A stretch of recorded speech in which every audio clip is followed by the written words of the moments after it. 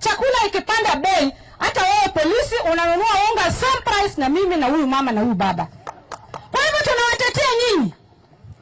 Mnaishi kama gunia. Mume wako kwa nyumba ya mabati, wanaume 4 na uko na bibi na watoto. Utafanya nini saa ngapi?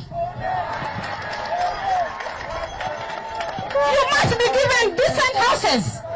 Hapana danganya watu na cheap housing. Cheap housing ni yako. Sisi tunataka good houses for our security. Our police, they need good houses. Zamani wakati wa Moi, polisi alikuwa na supermarket yake.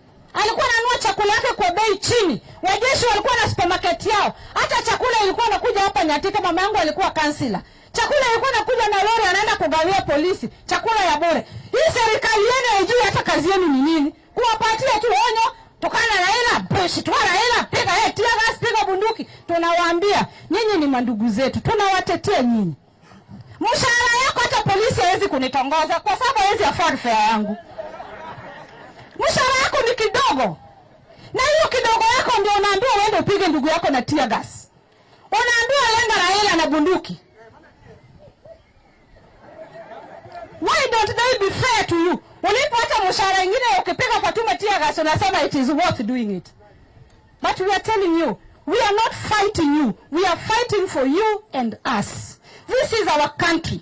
And two people cannot lead us to the wrong direction. This is meant for you.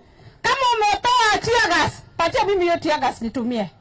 Hapana piga sisi tear gas. Sisi hapana iko maneno na wewe hata kidogo. Our intention is to tell this government, the illegal government, the ruthless government, the impatient government. I don't know how to describe this government. I lack words. Because this is so unfair. It doesn't know what wananchi want.